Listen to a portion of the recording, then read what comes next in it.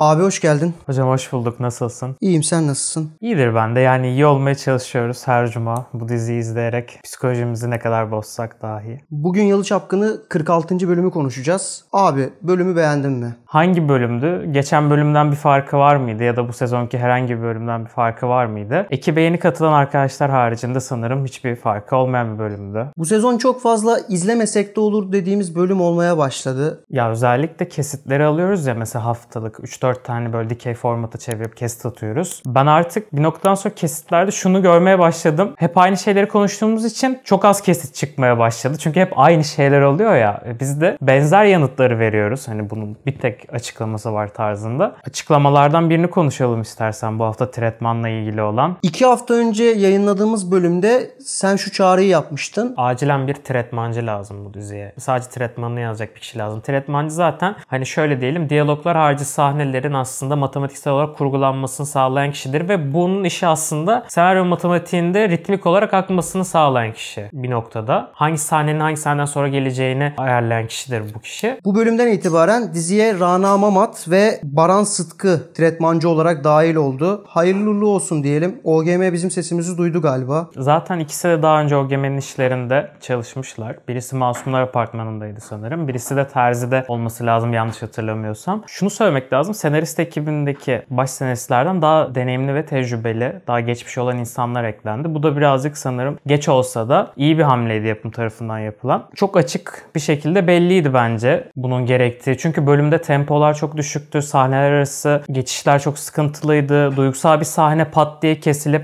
ardından çok alakasız hareketli bir sahne denk geliyordu falan. Bunlar büyük bir tempo sıkıntısının da yanında izleyiciyi de kopartan faktörlere yol açıyordu. Dizinin 2. sezonunun başında gelen 2 senaristin yerine bu 2 senarist dahil olsaydı acaba bambaşka bir 2. sezon mu izlerdik? Şöyle, bunlar sadece belki de tretmancı olarak kalmayabilirler. Çünkü çok büyük bir aslında ultimatom veriliyor size. Siz bir işi beceremediniz zaten. Hani daha yeni senaristlerdiniz. Birazcık bu baskıyı kaldıramadınız. Çünkü reytinglerin hala yükselme işi ortada. Yükselirse de çok az yükseliyor ve rakip dizi farkı açığa gidiyor falan. Bu noktada da verdikleri kararların doğru olmadığını düşünerek yanlarına ekibi güçlendirecek kişiler eklediler. Ama bu ekibi güçlendirmek için atılan hamleler ileride hikayeye de müdahil olarak belki de senarist ekibini yavaş yavaş ele geçirmeye başlayabilir. İyi de olur açıkçası. Çünkü kim olursa olsun bu kadar da kötü yazamazdı bence. İstersen bölüme geçelim. Çünkü gelecek haftalarda zaten tretmancıların etkilerini yavaş yavaş konuşuruz. Bu bölüm özelinde daha hemen bir şey söylemek mümkün değil. Birkaç hafta içerisinde netleşir, onların ne konularda katkı yaptıklarını görürüz. O zaman bölüme geçelim. 45. bölümü nerede bırakmıştık? Ferit'le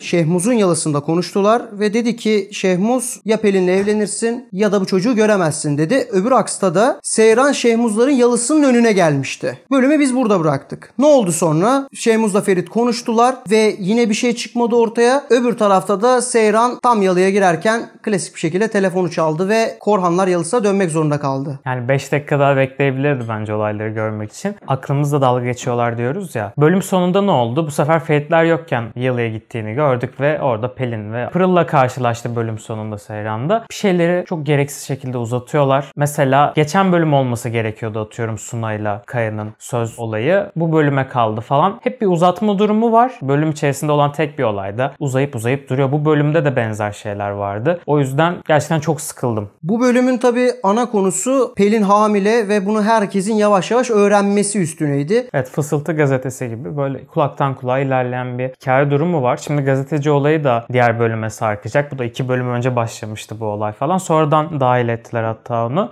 Çok ilginç yani. Ferit'in bunu Seyran bence kabul eder, böyle bir olayı falan. Hani farklı bir ilişkiden çocuğum olacağını kabul eder tarzında bir bakış açısına bürünmesi. Dedesinin ne de onu konuşması çok enteresandı. Gelecek bölümde de büyük ihtimal Seyran'la zaten fragmanda da gördüğümüz şekilde birebir bir yüzleşmeleri olacak. O yüzden de gazetecinin burada önemli bir şey çıkaracağını düşünüyoruz. Çünkü bir şeyleri sineye çekmeye çalışsanız da olaylar patlayabilir. Yani kamuya duyurulabilir böyle bir olay. Onu önlemeye çalışacaklar ilerleyen bölümde de. Şimdi Pelin'in bebeğini öğrenme olayında İfakat bunu öğrendi. Daha sonrasında dedi ki dedene her şeyi anlatman lazım. Ve gidip anlattılar. Çok saçma değil mi? Bir de ilginç bir detay var. Yine Pelin aksında Gülgün telefon konuşmasını duydu. Orada da yeni bir şey ortaya çıktı. Tabii bir de senin dediğin gibi Pelin'in hamileliğinin Taylan yani gazeteci olayı devreye girdi. Aslında bu bölümde Suna Kaya evliliği dışında bu olay ve başka hiçbir şey yoktu sanki. Sadece 2 olay olay vardı ya. O kadar işte, çok az şey oluyor. Ve o yüzden de hep aynı şeyleri konuşuyoruz. Bu yüzden de farklı bir bölüm izlememiş oluyoruz aslında. Temel olarak açıklaması bu. Konu başlıkları da az oluyor. Mesela bölüm sürelerimiz de bizim mesela düştü. 18-17 dakika oluyor belki de kurgulandıktan sonra. Eskiden hatırlıyorsan ilk sezonlarda yarım saatlik bölümler oluyordu. Konuş konuş bitmiyordu. 7-8 olay oluyordu her bölümde. Çok da normal 7-8 olay olması. Hadi en azından 3-4 olay olur. Çünkü 2,5 saat dizi izliyoruz her hafta. İşte bu insanın aklıyla dalga geçmek bence. İfakat'le Ferit'in arasındaki bu toksik akraba ilişkisi hakkında ne düşünüyorsun? Onu merak ediyorum. Ferit zaten yardıma çok muhtaç olarak yazılmaya başlandı bu sezon. Hemen dedesine gitti bu bölüm, İfakat'a gitti falan. Hani şey çok ilginç. Seyran'a zaten anlatamadığı şeyler oluyor. Ama sanki tutunacak dal olarak da hep yengesini görüyor. Ama yengesi de ona yapmadığını bırakmadı. Yani Ferit de bunları çok iyi biliyor. Birkaç bölüm önce hatta çok acayip bir trajik olay yaşamıştı yengesi tarafından yapılan. Ama ne olursa olsun ona çekilip yardımını istiyor gidip, yani ona çekilerek. Çünkü biraz muhtaç yapıda bir karakter yapısı da var. Yaşadığından dolayı her şey hazıra getirilmiş ya hayatında. Ne yapacağını bilmiyor çok büyük bir olayla karşılaştığında. O esip gürleyen halinden çok eser yok şimdi. Özellikle vurulduktan sonraki yaşamına daha böyle bir panik bir hale büründü. Bir de kimse yok. Kimle konuşacak? Ya abiyle konuşuyorsun da onda bir gücü yok ki zaten. Şoför yani adam. O zaten paramparça olmuş adam. Yapacak bir şey yok yani. Yılan düşen İfakat'e sarılır diyorduk ya 2 sezon. Aynı muhabbet devam ediyor. Abi demişken o zaman aslında bölümün yan hikayesi Kaya Suna'nın yüzük takma durumu var. Burada olaylar fena karıştı. Özellikle Suna Kaya'nın düşüncelerini öğrendi. Nüket'le arasında büyük bir gerilim oldu. Zavallı Suna içten pazarlıklı kaynana Nüket gibi bir durum oluştu sanki. Yani Nüket'in oyununa geldi Suna bir noktada. Şimdi Kaya'yı da orada doldurmuştu annesi. Yine kapıdan birilerinin bir şeyleri dinleyerek hikayeye tanıklık ettiğini gördük. Bu Kazıma oluyordu birkaç bölüm önce. Şimdi de Suna oldu. Ya Kazıma'nın bu bölüm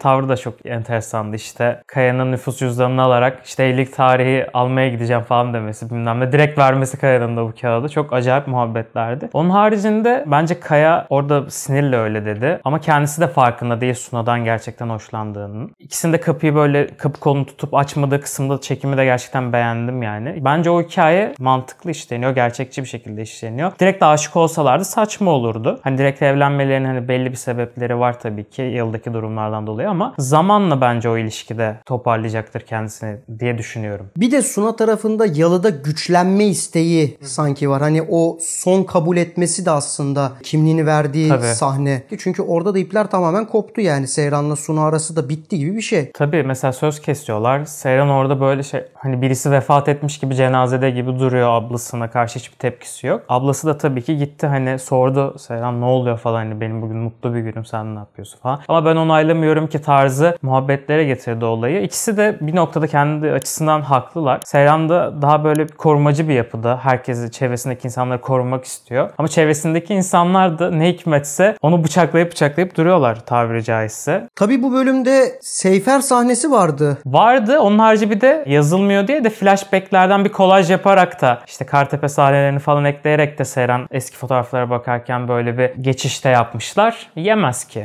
yani. 5 bölümde bir oluyor zaten bunlar. Çok da önemli değil. Çünkü sonuçta bırakma falan diyorsun. Ertesi gün sabah oluyor. Ne oluyor? Ferit yalan atıp gidiyor dedesiyle bir yere. Seyran bunların peşinden gidiyor falan. Birbirine güvenmeyen bir çift var. Yakın olsalar ne olacak ki? Onun dışında ne oldu? Halis apar topar toparlanıp Şehmuz'un yalısına gitti. Bu arada şöyle bir şey söylemek istiyorum. Gerçekten çok sıkıcı bir sahneydi. Evet ya, tamamen atarlı sahneler, kolaj gibi bir şeydi gerçekten. Yani 2x'te bile izlenmez sanki. Ya 2x'te bile akmaz çünkü hiçbir şey olmuyor sahnede. Madem Ferit'e bırakacaktın kararı, aga sen niye konuştun falan yani. Ben onu çok anlayamadım. Gerek var mıydı mesela? Hani eskiden gidip mekan basıyordunuz, hemen işte bir konuşmayla çözüyordunuz. Serter olayını hatırlayın. Şimdi ne oldu yani? Bu adam kim ki böyle? Bekletiyor sizi. Hem bekletiyor hem de sizden hesap soruyor ve hiçbir şey yapmadan eliniz kolunuz bağlı şekilde dönüyorsunuz. Onunla alakalı şöyle bir şey söyleyeceğim sana. Latif şöyle saçma sapan bir şey söylüyor bunlar giderken. Bu adam diğerlerinden çok farklı. Delinin teki, ne yapacağımızı bilmiyoruz falan diyor. Ya kim abi bu Şehmuz? Kimmiş ya? Geçen sezonki gelen aile de deliydi güya. 5 bölümde paket oldular. Yani hani Korhanlara kim kafa tutabilir ki bu kadar korkuyorlar? Yani Latif'in de sanki çok korkmuş gibi davranması da çok saçma geldi bana. Yani siz koskoca bir ailesiniz. Aman dikkat edelim, bu adam çok tehlikeli falan. Abuk subuk bir adam zaten aslında Şehmuz. Siz hani bir telefonunuzla çözebileceğiniz bir işken böyle kabuğunuza çekilip aman ne yapacağız tavrı falan çok olağan dışı ve saçma geldi bana. Bir de şunu da söylemek lazım. lazım. Şimdi Ferit'in zaten vurulmuş olduğunu biliyoruz hani ilk sezon finalinde. Şimdi dedesini anlatırken olayları, dedesi hiç şey demiyor. Ferit sen ne yaptın? Niye oraya tek başına gittin? Manyak mısın falan. Hiç kimse bunu sorgulamadı. Ne İfaket sorguladı, ne Halis Ağa sorguladı. Orhan zaten dizide yok falan. Gülgün zaten sadece kapı arkasından dinliyor. Kimse bu çocuğa iyi misin, bir şeyin var mı falan diye sormuyor. Sen ne yapıyorsun tek başına oralarda? Cesedin gelecekti belki falan demiyor yani. Hemen olaya giriyorlar. Bu arada şöyle bir kurgu hatası da vardı o. Umarım senaryoda böyle yazmıyordur. Ferit İfakat'le gidiyorlar. Şunu açıklıyor Halis Ağa'ya. İşte Pelin hamile falan diyor. Benden işte çocuğu. Halis Ağa'ya geçiyoruz. Kat oluyor. Seyran'la Suna sahnesine falan geçiyoruz. Suna ile annesi var. Seyran odada onları izliyor. Yine bir kapıyı izleme kısmı var. Sonra konuşuyor onlarla. Tekrardan Feritlerin kısmına geçiyoruz ve Halis Ağa cevabını veriyor. Bu nasıl bir şeydir abi? Böyle bir kesme atılabilir mi? Dizinin ana hikayesinin olduğu kısımda kesip yan hikayeye geçip tekrar ana hikayeye dönüyorsun. Yani algısıyla da kafa bulmak insanın bu hani. Aklını geçtim artık yani. Bu inanılmaz bir hata. Ama şey güzel de kahveleri düşürme olayı falan. Mesela insan içindeyken de bir gerilim yarattı. Acaba düşürecek mi düşürmeyecek mi muhabbeti. Suna üzerinden gayet iyi hikaye yazabiliyorlar ama benim anlamadığım şey Seyfer üzerinden niye bir hikaye yazamıyorlar adam akıllı. Hiçbir fikrim yok açıkçası. Tekrar Şehmuz tarafına dönersek de Şehmuz belki de önümüzdeki 10-20 bölüm civarı hikaye oluşturacak o kalıbı söyledi. Ya Karın ya Pelin dedi. Bu da herhalde belki sezon finaline, belki de dizinin finaline kadar göreceğimiz olay olacak. Ferit karısını mı seçecek yoksa Pelin'i yani çocuğunu mu seçecek gibi bir durum var ortada. Ama burada şöyle bir gariplik var. Halis kalkıp gitti ve dedi ki kararımı ben atölyede açıklayacağım. Gittiler. Sonra yine Ferit'e verdi pası. Kendi hikayesini anlattı. Kendisi de karar verememiş zamanında. Nükhetlere yaptığını biliyoruz. Onun da gayrimeşru çocukları var. Onun yerine ailesini seçmiş o zamanında yani. Ama Ferit'e şimdi şey diyor yani hani ben zamanında doğru bir şey seçemedim. Çünkü sanki bunda doğru bir karar yok. Emin misin yani Seyran'ın bunu kabul edebileceğinden tarzı bir şey getirdi. Bir öğüt de vermedi. Ben böyle bir hata yaptım. Sen ne yaparsan yapa getirdi. Bu mudur büyüklük lafı falan. Benim bildiğim Halis Korhan Pelin'i oradan alırdı bu arada. Öyle orada bırakmazdı geçen sezonki Halis Korhan. Bir şekilde yalıya getirdi. Hikaye öyle devam ederdi. Yalıya getirmese bile başka bir yere getirdi. Bizim gözetimimiz altında kalsın derdi. Bilemiyorum yani. Çok acayip mantık hatası var orada. Atölyede de şöyle bir durum var. Ferit'in o gereksiz bir özgüveni var ya. Seyran her şeyi kabul eder. Ya Seyran daha neyi kabul etsin abi? Zaten senin disco olayların çıktı. Kızımız öpüyor seni. Bir sürü manyak olayların var. Şimdi Pelin olayında zaten sen söyleyene kadar Seyran görmüş oldu bayağı düpedüz bir şekilde. Şimdi sen işten geçtikten sonra gidip işte Pelin hamile deyip ondan sonrasında da şöyle bir dayısı var. Bizim onu koruma altına almamız lazım. Bu çocuğun doğması lazım mı diyeceksin. Ferit de diyor ki hem çocuk doğsun bir şekilde bir varisim olsun hem de Seyran'ı kaybetmeyeyim. Ya abi sen evli barklı adamsın. 2 kere evlendim bir de yani. Aynı kişiyle. Kusura bakma ikisi olamıyor Ferit Bey. Yani Halis Korhan bile zamanında bir tanesini seçmek zorunda kalmış. Evliliğini seçmiş. Kusura bakma sen de bir seçim yapmak zorundasın yani. O çocuk bir şekilde doğacak. Nükhet gibi mi olmasını istiyorsun? Yoksa Seyran'la devam mı etmek istiyorsun? Yani ne yapmak istiyorsun? O karar vermen lazım işte. Çok zor. Bak karakteri şu ana kadar yaşadığı en büyük ikilem bu olabilir dizide. Bir de şöyle bir şey var ya, Ferit gerçekten ne hayırsız bir torun ya. Gerçekten ya Allah böyle yerde hepimizin kız evladı falan olursa böyle adamlardan korusun yani. Birisi öyle yazmış, yorumlara çok güldüm. Hakikaten de doğru yani, empati yapınca Ferit gibi insanlardan korusun yani herkesi.